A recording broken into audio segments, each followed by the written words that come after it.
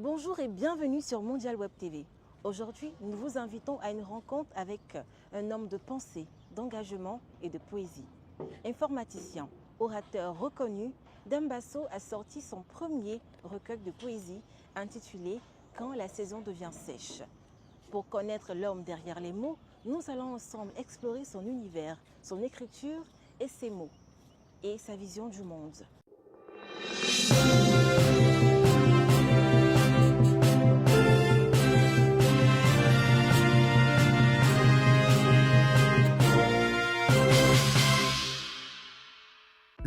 Bonjour Demba et merci d'être avec nous sur Mondial Web TV. Avant de parler du livre, on va parler de toi. Qui es-tu Demba? Comment te définis-tu aujourd'hui? Bonjour Amanda, c'est vraiment un plaisir pour moi de commencer la promotion de cette œuvre à travers votre chaîne Mondial Web TV. La question que vous me posez est assez difficile. Qui je suis? Je pourrais, quand je pense à cette question, dire que même tous les poèmes que j'ai eu à écrire, qui sont une quête personnelle, ne m'ont véritablement pas permis de définir effectivement qui je suis.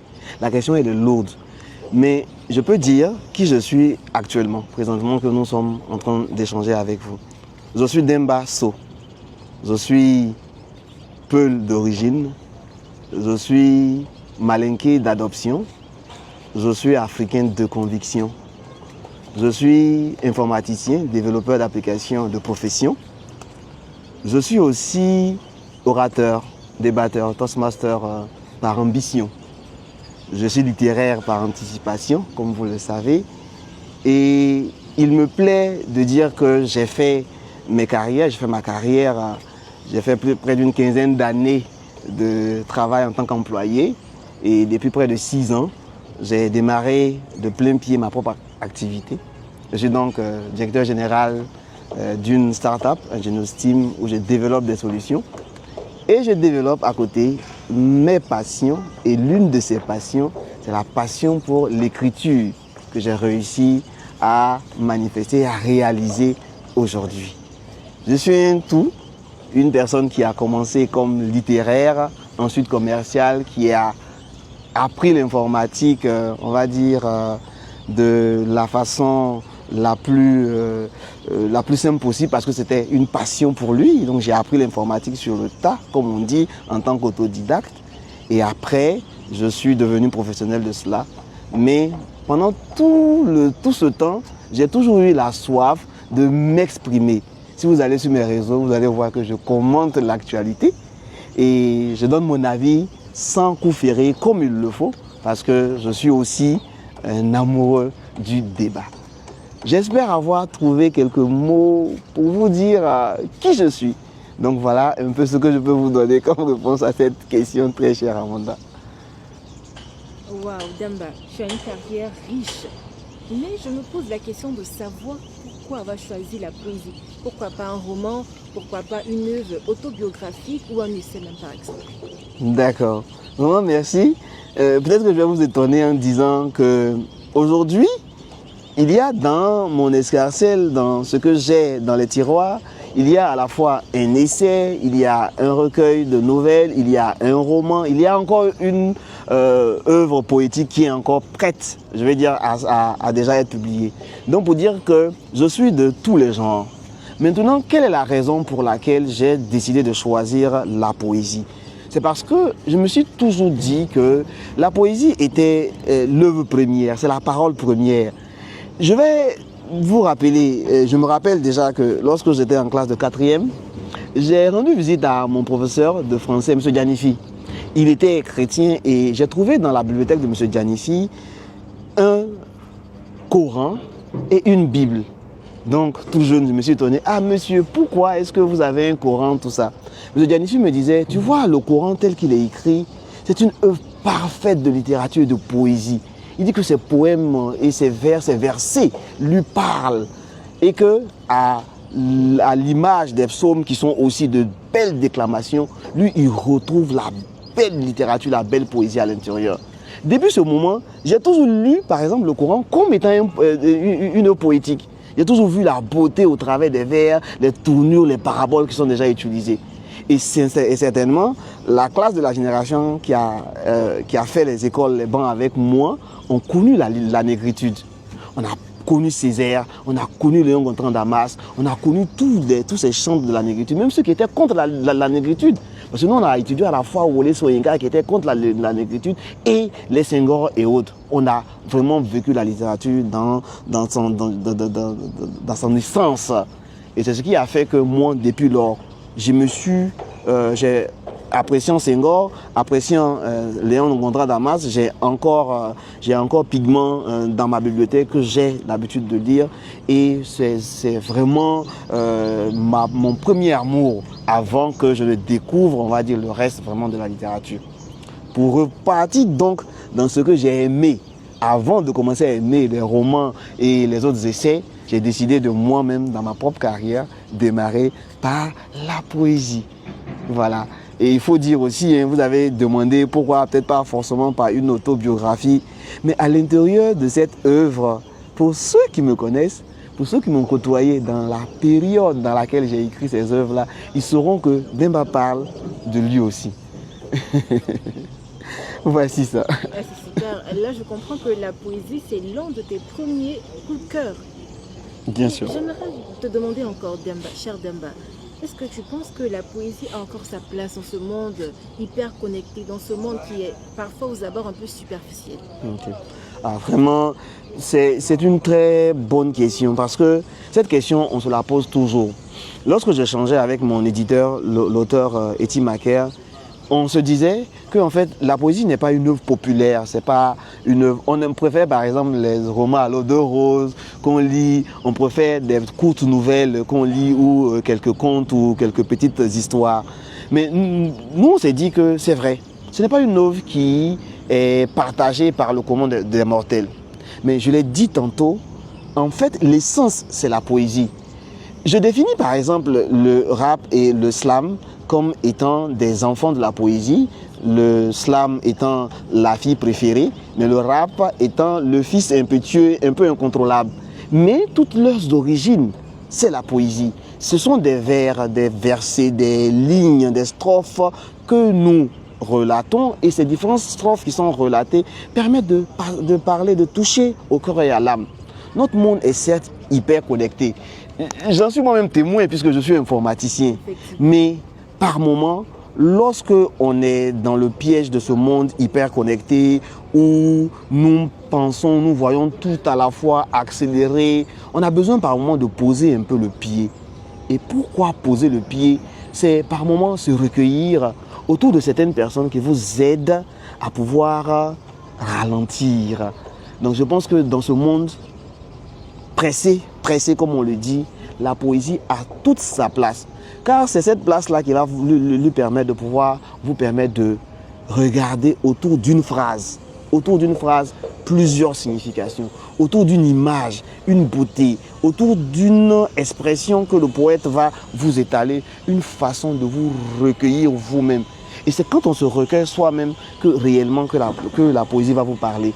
Si les personnes qui sont autour de nous, qui vont sur TikTok et qu'ils aiment scroller, nous allons les retrouver là-bas, transformer notre poésie en une forme d'expression qui leur permettra, quand ils auront plusieurs postes qu'ils vont avoir, qui seront accélérés, de décélérer un temps soit peu, un tantinet soit-il, pour pouvoir réfléchir un peu, pour dire qu'au moins on appelle ces personnes-là à la réflexion à travers la beauté.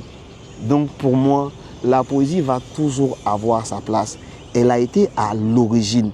Elle a permis à ce qu'il y ait d'autres courants qui sortent d'elle. Mais lorsque ces courants-là sortiront d'elle, la poésie viendra toujours reprendre sa place de maîtresse. Alors là, je retiens que la poésie aura toujours sa place. C'est bien dit. Cher poète, si tu me le permets, de t'appeler ainsi, cher poète des temps modernes, cher Demba.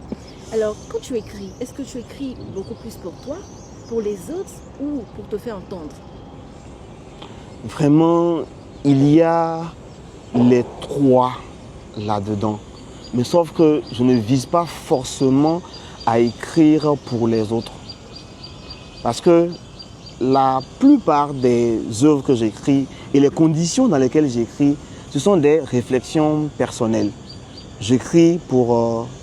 je disais à quelqu'un que l'écriture, pour moi, surtout la poésie, ça devient comme une sorte de catharsis. C'est un peu comme si c'était un exorcisme positif qui permet d'une certaine façon de se libérer soi-même.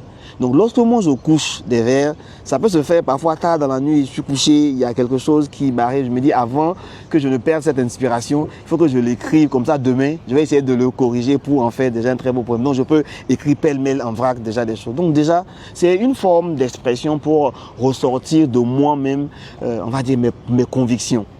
Maintenant, c'est clair que quand je publie, c'est pour que des personnes qui peut-être ne me côtoient pas au quotidien puissent comprendre quelles ont été en fait mes réflexions pendant tout ce temps.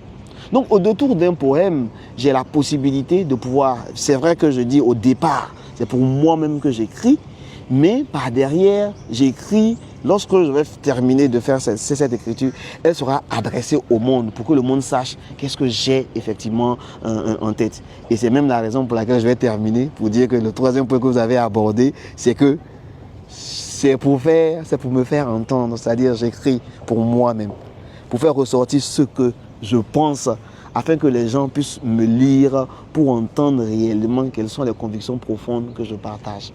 Voilà ce que je peux dire. Parfait. Maintenant, intéressons-nous au livre. Quand la saison devient sèche. Okay. Et là, c'est une image, c'est une émotion.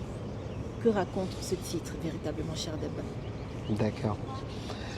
Quand la saison sèche peut être interprétée par quand nous traversons des difficultés, quand on nous abandonne ou quand nous sommes emprunts à des incertitudes et des inquiétudes ne sachant pas où aller. Donc ça, c'est la situation première. Donc quand la saison devient sèche, qu'est-ce qu'on fait?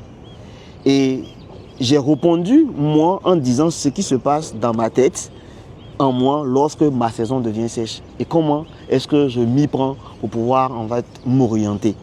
Vous allez voir que dans la couverture que j'ai dessinée avec mon éditeur ensemble, vous allez voir que dans la couverture, vous avez effectivement la matérialisation de la saison sèche.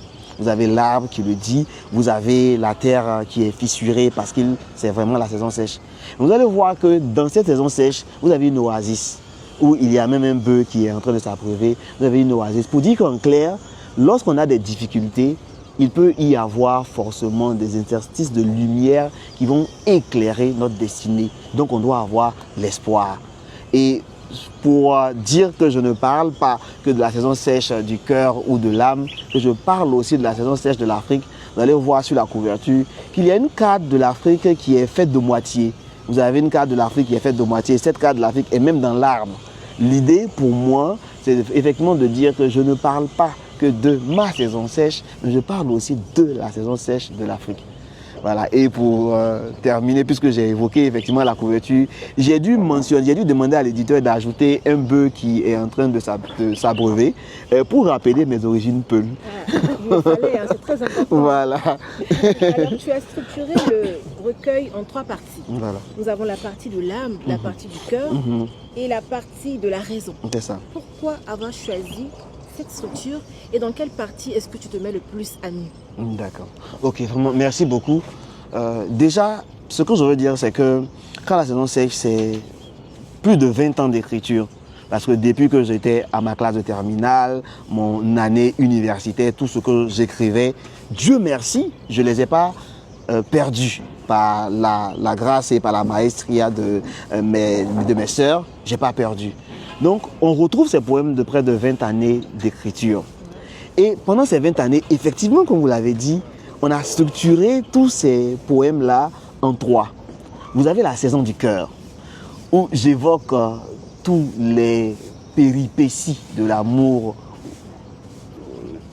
estudiantin, jeune, juvénile que j'ai eu à rencontrer. Et c'est pourquoi je dis que les personnes qui m'ont connu sauront un peu à qui certains poèmes étaient adressés ou sauront les conditions qui étaient les miennes lorsque j'écrivais. Donc il y a la saison du cœur. Ensuite, il y a la saison de l'âme. J'ai entamé il y a près d'une dizaine d'années une quête. Je l'ai appelée une quête qui m'a amené à remettre en cause 100% de mon existence. passant vraiment partout. Cette quête m'a permis de savoir pourquoi je suis là, pourquoi est-ce que je ne suis pas dans un autre continent, pourquoi est-ce que je ne suis pas dans une autre famille, pourquoi je n'ai pas une autre religion. Ça m'a vraiment amené à tout remettre en cause. Pour vous dire qu'en clair, les réflexions de l'esprit, de l'âme sont fondamentalement des questions que je me pose tous les jours. Et pendant ces 20 années, je me suis posé aussi ces questions. Donc il y a la deuxième partie qui est la saison de l'âme. Et maintenant la dernière partie qui est le temps des révolutions m'amène à partager aussi quelles sont mes réflexions de ce que j'appelle ma lutte panafricaine. Je le dis pourquoi? Parce que certainement si vous me suivez sur les réseaux, et cela même m'a valu la victoire au concours national des grands débatteurs, puisque le thème parlait de la démocratie africaine. J'étais tellement ancré là-dedans que je vous assure que mes adversaires me l'ont dit, que lorsqu'ils ont vu le thème, ils se sont dit que si l'équipe de Demba défend cette motion, nous sommes foutus. Et effectivement, mon équipe a défendu, nous étions contre, on va dire, la démocratie en Afrique. On se disait que c'était un habit qui était mal dimensionné et qu'il fallait revoir et qu'on ne pouvait pas vraiment s'en sortir avec ça. Et ça, ce sont mes convictions. Mes convictions, c'est que nous avons besoin de réveiller les consciences en fait en Afrique pour essayer de leur inculquer certaines vérités, certaines réalités qu'on leur a cachées et qu'on ne veut pas leur faire croire, leur faire comprendre afin de pouvoir profiter, eux les yeux fermés, les autres les yeux ouverts, de tout ce qu'ils ont comme richesse de leur terre. C'est nous recentrer sur l'Afrique. Et ça, c'est ma lutte panafricaine. Et j'y ai accordé du crédit dans cette œuvre-là pour la troisième partie, le temps des révolutions.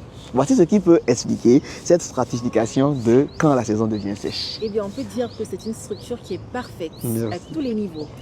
En te lisant, on se rend compte qu'il y a beaucoup de vécu là-dedans, comme tu l'as dit tantôt. Est-ce qu'il y a un poème qui t'a le plus bouleversé à l'écriture? D'accord. Merci, merci. Je veux rattraper un truc rapidement. Vous aviez demandé, c'est dans laquelle des parties je me mets le plus à nu. Sincèrement, je dirais que c'est dans la saison du cœur. Tous ceux qui me connaissent savent très bien quelles sont mes luttes panafricaines. Tous ceux qui me connaissent savent très bien mon degré de réflexion sur tous les faits de la vie. Beaucoup de personnes ignorent, je dirais, que j'ai aussi passé du temps à concevoir, par exemple, des textes poétiques pour courtiser toutes les dulcinées que j'avais dans ma période d'université. Rares sont les personnes qui savent que la plupart du temps, lorsque je me faisais pardonner, c'est parce que j'alignais de très beaux poèmes qui parlaient non pas au cœur, mais plutôt à l'âme de la personne que je courtisais. Et ça me permettait évidemment de pouvoir sortir de ces problèmes, mais toujours de continuer effectivement à vivre déjà ces troubles. Donc je pense que pour la partie qui me dévoilera le plus, c'est éventuellement la saison du cœur. Tout récemment, lorsque j'ai eu mes premières ventes, il y a une amie qui, sans le savoir, m'a lu le poème « Tu seras ». Et quand elle a lu le poème « Tu seras », je lui ai envoyé le message pour dire que c'était le jour du décès de mon grand frère. Donc je me rendais compte effectivement que quel que soit ce qu'on fait, on sera toujours enseveli dans une motte de terre couleur de ta peau. Et c'est ce que j'ai eu à écrire.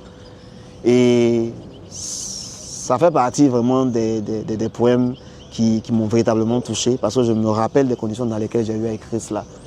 Toujours dans la même veine, il y a le poème « Par toi ».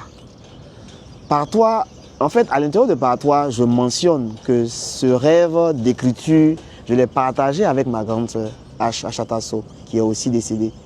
Et dans le poème Par toi, sincèrement, j'y me suis pris à plusieurs reprises. Je ne voulais même pas le mettre là-dedans parce que parfois, ça retraçait une certaine sensibilité. Mais Par toi, c'est un message à travers lequel j'essaie de faire le deuil du décès de ma grande soeur qui est décédée depuis 2014. J'essaie de faire le deuil de ce décès et j'essaie de lui dire que par elle, nous sommes ce que nous sommes. Et pour elle, nous deviendrons des étoiles. Donc ça fait vraiment partie ce poème-là fait partie, je pense que c'est l'un des seuls poèmes, je veux dire, qui me touche le plus. Et moi, j'ai été particulièrement touchée par ce poème « Visage des mondes ». Ok. Je vais lire un extrait. Ok. Femme soleil, visage de vermeil, merveille des eaux pures, sirène aux écailles frémissantes, gazelle de pureté aux anges enchanteresses, fleurs encensées des pays de l'Orient, fleurs du désert, écoute, c'est pour toi que je chante ce hymne. Cher Damba, à qui est adressé ce poème Visage des mondes? Était-ce adressé à une muse ou à ton amoureuse de l'époque? Waouh. Là, je pense que Amanda, vous m'avez envoyé ici pour me piéger. Non, mais vraiment, merci pour cette belle lecture. Vous allez constater que c'est l'un des poèmes les plus longs. Donc, je me rappelle, parce que je l'ai écrit pendant que j'étais encore étudiant. Et le poème, en fait, je l'ai écrit pour effectivement une personne que je côtoyais en ce moment. Elle n'est plus. Et je côtoyais cette personne-là et je lui avais fait plusieurs morceaux de poèmes, on dira ainsi. Et un beau jour, j'ai mis tous les poèmes ensemble. Et la personne qui m'a permis de trouver le thème, c'est ma grande sœur. Elle était au Mali, elle venait chaque fois nous rendre visite, Syrah. Et un jour, Syrah était là, j'ai dit, Syrah, tiens, je vais te lire un poème. En fait, j'ai lu le poème, ça ne finit pas. C'est-à-dire que vous allez entendre dedans Figné, Femme des vents, Djimousso, Femme des eaux, vous allez entendre Taloua, Claman, Mousso, Tchénimo à l'intérieur, ça ne finit pas. Ma grande sœur s'est assise, elle dit, Tchi! Elle dit, franchement, là tu parles des femmes du monde. Et là, effectivement, vous allez voir qu'on a à la fois des femmes, des visages africaines qu'on dépeint à l'intérieur, des visages africains pardon, qu'on dépeint à l'intérieur. On a des visages des îles Caraïbes, on a des visages islamiques, on a vraiment tout qu'on dépeint à l'intérieur. Donc pour dire que comme la plupart des poèmes, ça a été écrit pour une personne, mais au fil des années, parce qu'il n'a pas été écrit sur une seule année, au fil des années, j'ai dû compléter et faire en sorte que ça puisse vraiment être un poème adressé à Femmes des mondes. Il y a une semaine de cela, je crois, j'étais à une session de formation où j'ai fait la présentation de l'œuvre. Et effectivement, dans le public, il y a une dame, une poétesse aussi, qui m'a demandé de lire un des poèmes. Et comme la salle était remplie de femmes, je me suis dit, bon, je vais vous dédier le poème Visage des mondes. Et là, franchement, je vais peut-être récupérer la vidéo après. Et là, j'ai lu, je voyais des dames âgées, des dames en âge, de jeunes filles, des enfants même qui étaient là. Tout le monde vraiment s'émerveillait vraiment là-dedans. Donc, je dirais que c'est vrai que ça a une origine. C'était adressé effectivement à quelqu'un. Mais c'est vraiment pour les femmes du monde. Mais on n'a toujours pas le nom de cette dame. Elle s'appelait Kwaku Ruth Rebecca. Kwaku Ruth Rebecca. Quand vous prenez le poème Et tu t'appelleras, vous allez voir que à la fin du poème Tu t'appelleras, il y a 2 vers où je mentionne le thème luth, L-U-T-H, pour parler de l'instrument de musique, et en bas le thème palme. Et ces deux vers parlent de Ruth. Et Palme parle de la mère de ma fille Pamela. Et je veux dire, ces poèmes ont été écrits avant que je ne rencontre la mère de ma fille, mais celle-là qui a permis d'écrire Femme Soleil, parce que c'est ça, son visage était vermeil. Et franchement, elle était. Et c'est elle qui était le Taloua Claman des royaumes Ashanti, puisqu'elle était baoulée. Voilà, donc voici. Finalement découvert. Et bien finalement, on a découvert le secret. Finalement. Mais ça fait plaisir de le dire, sincèrement. Ça fait plaisir de le dire. Elle a été donc la muse, l'inspiration. Elle a été la muse, l'inspiration. Et de plusieurs poèmes aussi. Alors, cher Damba, j'aimerais savoir, en tant que panafricaniste, en tant qu'homme engagé, selon toi, quel poids a ton écriture dans ton regard sur le monde? D'accord. Quel poids peut apporter tes mots de ton poème? D'accord. Vraiment merci. Je disais tout à l'heure qu'on a vécu la négritude parce que lorsque nous on a commencé à apprendre la littérature, lorsque nous étions dans nos classes littéraires, nous vivions, on va dire, à fleur de peau la littérature. Parce que lire un Senghor, lire un Léon Gontran Damas, lire un Aimé Césaire nous amenait effectivement à vibrer, à ressentir que ces personnes-là ont permis ou bien vont permettre à ce que notre Afrique soit déjà meilleure. Nous n'osons prétendre nous inscrire dans ce sillon-là. Mais en clair, ce que nous, on recherche véritablement à faire, c'est faire en sorte que les expériences que nous avons pu avoir, les convictions qui sont les nôtres, et ce ne sont pas des convictions qui sont des convictions sans fondement. Parce que les convictions qui sont des nôtres, nous en avons parlé, nous en avons fait des débats et nous avons échangé avec tout autour de nous. Et nous avons constaté le retard que nous avons. Le retard que nous avons en Afrique n'est pas forcément dû, on va dire, à la monnaie, au sous-développement, comme on veut nous faire comprendre à l'aide. Mais le retard que nous avons, c'est dû à l'oubli. C'est dû à l'oubli parce qu'on a enfoui dans nos consciences la meilleure partie de l'Afrique. Celle qui était riche, forte, déterminée. Celle qui permettait en somme de pouvoir... Celle qui sert le monde entier. Parce qu'en clair, nous avons constaté que nous avons une belle richesse ici, mais malheureusement, nous fuyons nos richesses pour aller chercher le bonheur ailleurs. Donc ce que je veux que mon écriture apporte, surtout ma partie, le temps des révolutions, c'est de dire, et ça je le dis, je le célèbre à l'intérieur. Je parle de Kamele Salamani, je parle de l'Africain, le fier guerrier. Je parle de celui qui a sur sa peau le secret jamais dévoilé de la nature, qui est le secret de sa peau, qui est la meilleure des peaux, la peau la plus belle qui puisse exister. Donc je parle de tout cela. Donc pour moi, je veux que mon écriture puisse apporter à plus d'indépendance, plus de liberté au monde. Je ne dirais même pas à l'Afrique, mais au monde. Voilà. Alors, est-ce qu'il y a des poètes avec lesquels tu te sens le plus proche? Oui, évidemment. J'ai évoqué, je les ai évoqués tout à l'heure, j'ai évoqué Wole Soyinka, qui, dans son écrit, est vraiment, on va dire, est vraiment l'Africain qui ose, l'Africain qui ne cherche pas à ce qu'on puisse le reconnaître. C'est lui qui avait l'habitude de dire que le tigre ne proclame pas sa tigritude. Il attrape sa proie et puis il la mange carrément. Donc je me sens déjà proche disons, de ce poète. Et ensuite de Léon Gontran Damas et de Aimé Césaire. Il faut dire que ces poètes-là ont émaillé toute ma jeunesse.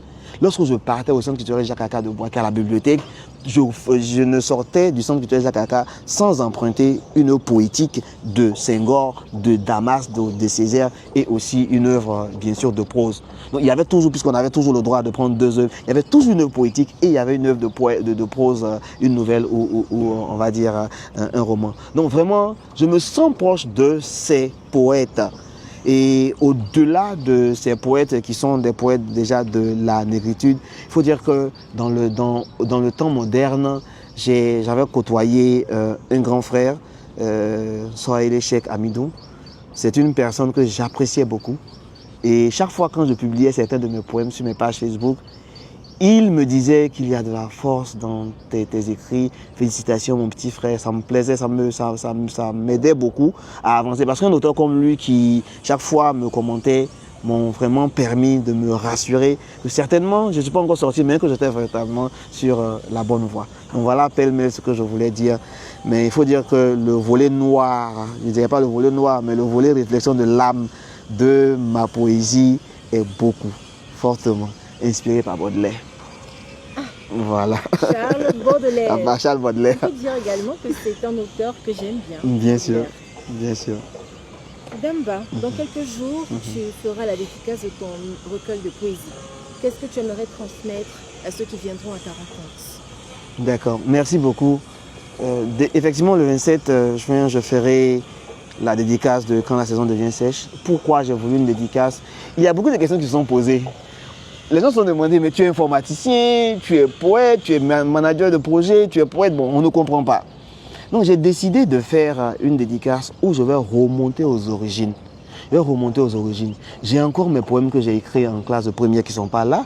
J'ai été publié par, j'ai été troisième prix d'un concours qui avait été organisé par l'UNESCO quand j'étais en première. Et ensemble, avec les trois premiers, on a un recueil qu'on a publié en son temps. Nous étions, je crois, en 2000. En 2001, nous avons fait la dédicace. Donc je veux ramener les personnes qui seront à cette dédicace aux origines. Pour leur montrer qu'à la base, j'étais littéraire. Le premier poème qui m'a permis de savoir que j'en avais vraiment de la graine, c'est que dans mon club d'art dramatique, j'avais été chargé avec des amis d'écrire le poème qui devait être utilisé par notre club d'art dramatique pour remporter les élections, le concours. Je l'ai fait. Le poème, c'est Qui suis-je? Il est dans ce recueil et j'ai les images de tout ça. Donc, en premier lieu, c'est surtout de pouvoir aider les personnes à savoir qui est Demba, d'où il vient, et certainement aussi leur partager le contenu et puis surtout interagir et échanger avec eux. Parce que je sais que, comme vous, beaucoup de personnes l'ont lu, ils auront des questions à me poser et je suis vraiment ouvert pour m'exposer encore, me mettre en danger et répondre à toutes leurs préoccupations.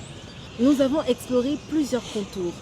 Qu'aimerais-tu dire à nos téléspectateurs ici qui te regardent pour ton mot de fin?